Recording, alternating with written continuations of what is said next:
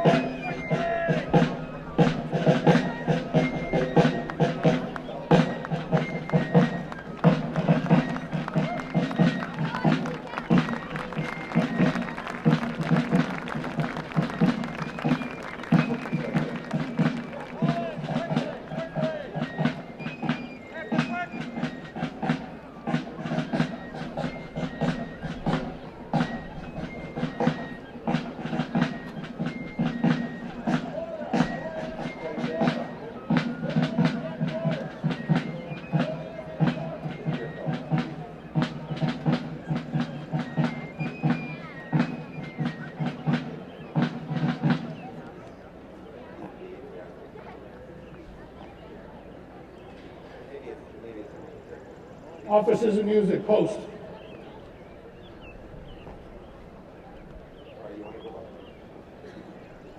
Sergeant Monroe, read the orders.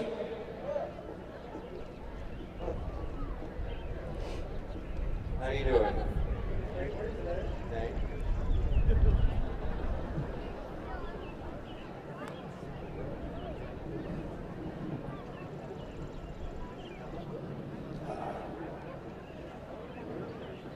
Company, attention to the order.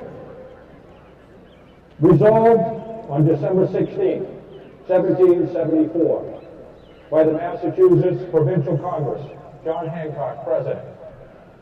Each soldier to provide himself with a good firearm, a steel, wood or iron ramrod, and a spring for same, a worm, a priming wire and brush, a bayonet fitted to his gun, a scabbard and belt thereof, a cutting sword or tomahawk or hatchet, a cartridge box holding 15 rounds, at least, 100 buckshot, 6 flints, 1 pound of powder, 40 leaden balls fitted to the gun, a knapsack and blanket, a canteen or wooden bottle to hold 1 quart of water. Failure to obey this resolution shall result in the assessment of a fine. Thank you, Sergeant. Sir?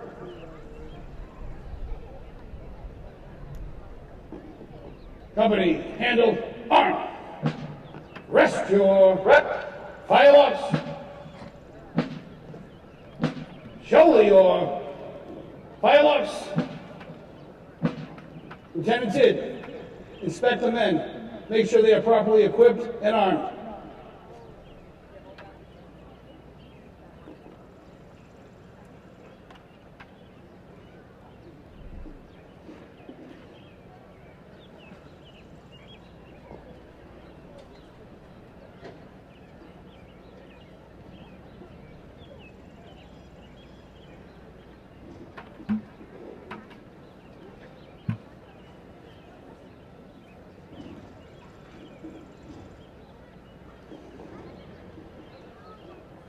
Sir, company has been inspected and armed to the best of their ability.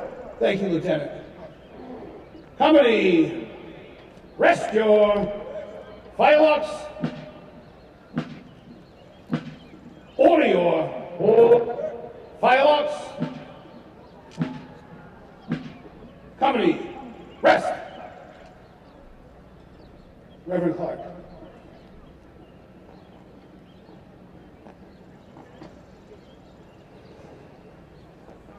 Brothers, patriots, it was only this morning that 8 men lay dead, and many others gravely wounded on this very ground.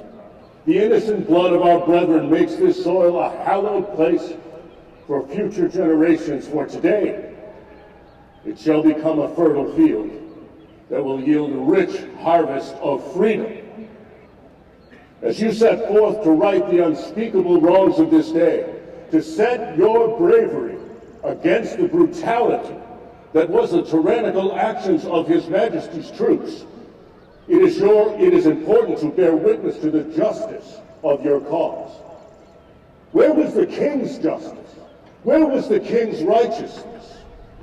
The desires and nature of a monarch are made known by the works of his servants, and thus it is clear whether that monarch is deserving of the loyalty and duty of his subjects. What are we to say then, when a band of the king's troops, those sons of oppression and violence, inflict a murderous volley not once but many times upon those who were quitting the field to let them leave unmolested? The lust of domination appears no longer in disguise, but with open face. The liberties and the rights of all Englishmen were by this murderous action set at naught and made a mockery. For why did you and your martyred brethren stand here on the Common but a few hours past, if not to bear witness by presenting your very bodies that your liberties, your homes, even your lives were inviolate, even in the face of overwhelming force? The king's troops were the first to fire, that is clear. The first blood spilled was ours, not theirs. Having had our natural and constitutional rights thus abrogated, the source of those rights no longer lies with king and parliament. It lies with us, with America. We are, in truth, Americans. The first to claim the name and the identity that will grow from this place into the outer reaches of the human imagination, to the sacred limits of our immortal souls. Whatever we have been before, we are Americans now. Clear it is that maintaining that identity will require a fusion of blood and sacrifice of life. For the events of this morning means conflict, brothers. It means war. Others may have thought it, some may have wished for it, most of us feared it, but we cannot return to the fashion of things that were. Our presence on the Common today and our 8 martyred brethren who have sanctified this ground proclaim to the world, and mostly to King and Parliament, that Americans are prepared to defend and preserve their liberties and rights, even at the cost of rebellion.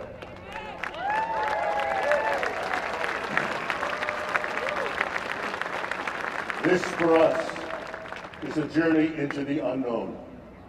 For we do not know what sacrifices will be required of us, or how many months or years of struggle lie before us. But of this we can be sure beyond doubt, that in the struggle between tyranny and liberty, our God is always the God of liberty. For He is the God who set free His people from slavery in Egypt and into the land of the promise. And He fulfilled that promise generations later in the coming of our Redeemer Christ, who taught us with His own life that in life and in death and beyond death, that God's kingdom will triumph, and that the ways of God are not only the ways of righteousness and truth, but of life eternal and our lives right now, of love that is limitless and divine, and sacrificial love like yours, for family, for neighbors, and for country. Trust in God that soon or late victory is certain. His Majesty's troops are fighting far from home for the purpose of keeping the past upon its throne. Whatever lies dear to them lies 3,000 miles at their backs. What is dear to us, family, homes, liberty, our country lies close at hand. And that is a strength that cannot be measured in numbers. We march from the shadows of the past into the fairer light of the future, and that is freedom. Beyond thrones, beyond kings, beyond tyrants who would invade our communities and destroy our homes and kill our citizens and threaten our families and seek to control our country. Whatever trials lie before us, our end is sure. It is liberty.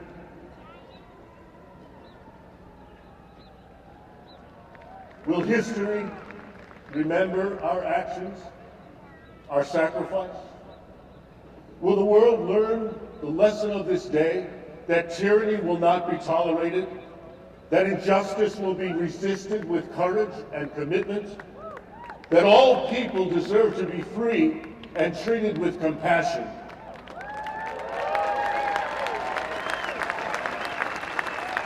That the power of God is on the side of the good, the innocent, and the just. Lord, let it be so.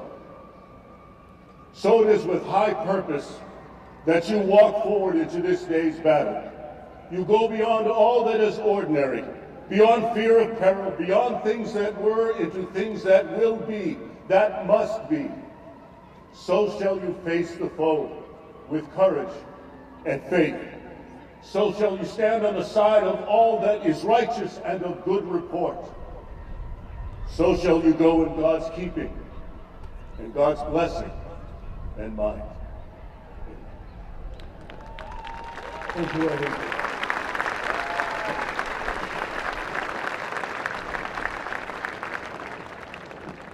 Men, many of you are here this morning when the bloody backs made their appearance and rushed furiously upon us. Without any provocation, we received heavy and close fire from them. They killed 8 of our party and continued to fire on us until we dispersed off the parade ground. Now we know the troops will march back through our village again.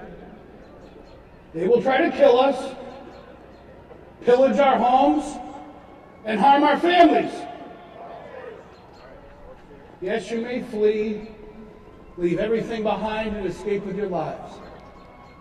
But our liberties, our rights as Englishmen, is now in great danger of being replaced by the shackles of slavery.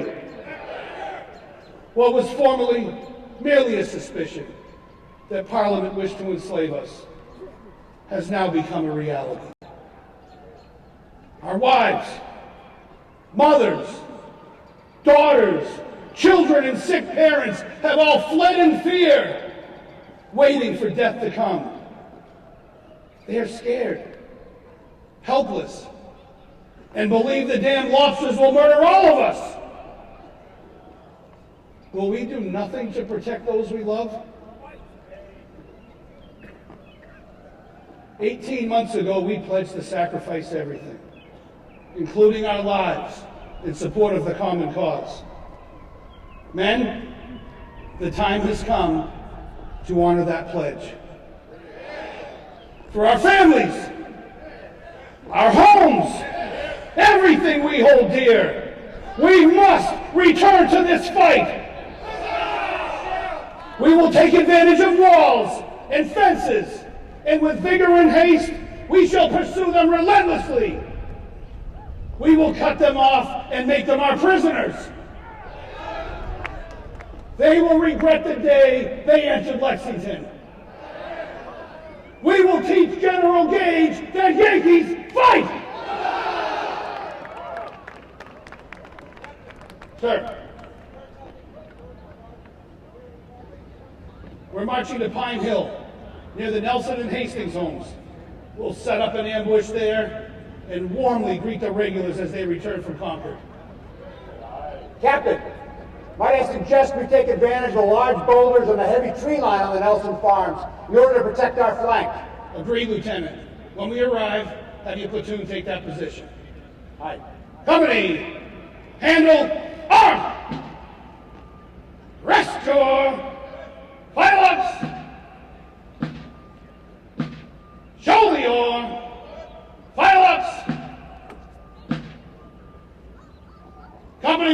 advance by files from the right to the right face.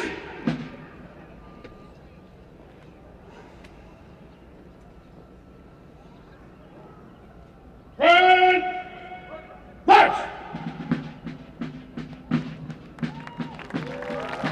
Show your violence.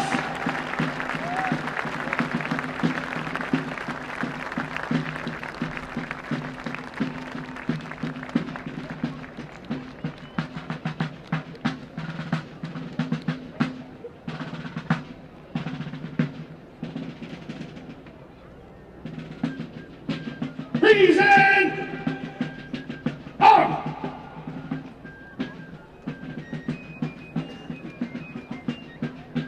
Left!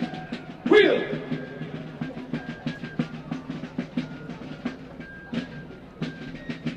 Show your violence!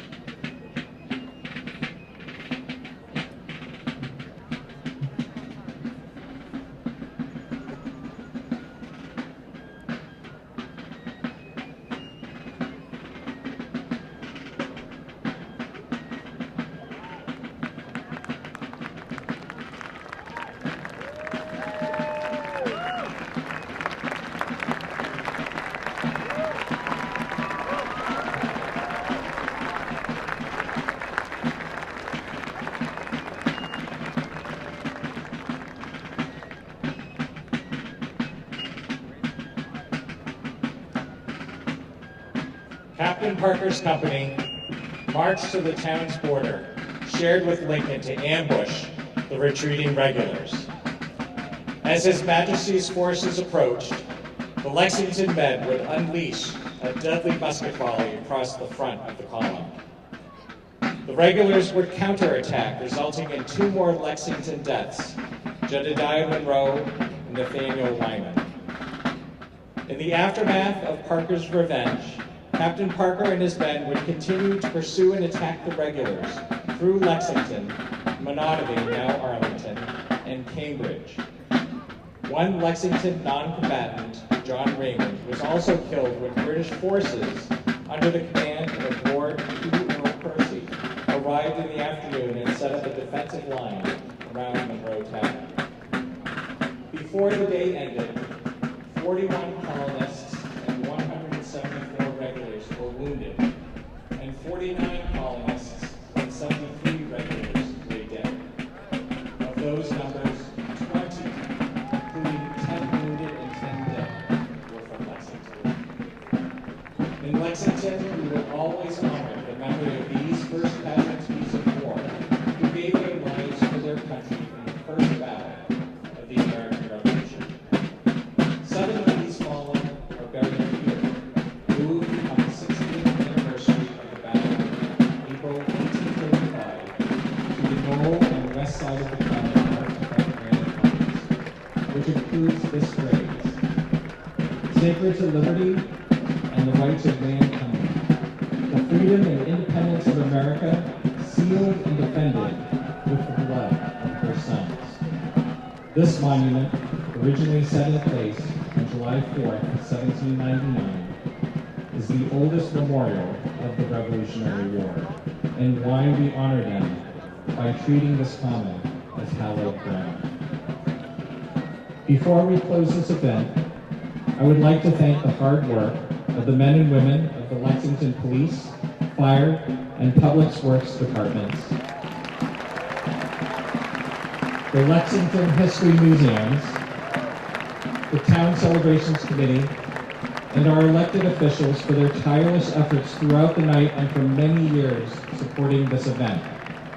And this year, I would also like to thank those on the Lexington 250 Commission, Co-Ventures, and our media partners at NBC Boston.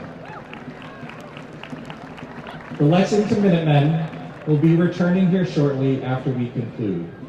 If you wish to meet them, They will be available to meet at the east end of the Common between the Minuteman statue and the flagpole. The rest of the Common must be clear so the DPW can begin preparations for other events later this morning. The modern-day Lexington Minuteman Company, among other reenactment groups, will later continue to the Minuteman National Historical Park to join many other units to reenact the British colony's retreat, but specifically, Lexington will reenact Parker's Revenge. Here in Lexington, there are several other events during the day to help celebrate this 250th anniversary of this nation's first battle for freedom. Make sure to check out lex250.org to join us as we continue to celebrate this special day. Lexington's town seal includes a phrase, "What a glorious morning for America." Although lives were lost that day, these words honor those that sacrificed everything, yea, and life itself, in support of the common cause. It was indeed glorious. Thank you, and good morning. Well, that was quite a performance. This is Rob Burke reporting from Lexington, Massachusetts. And have an excellent Patriots Day. God, do we live in a great country.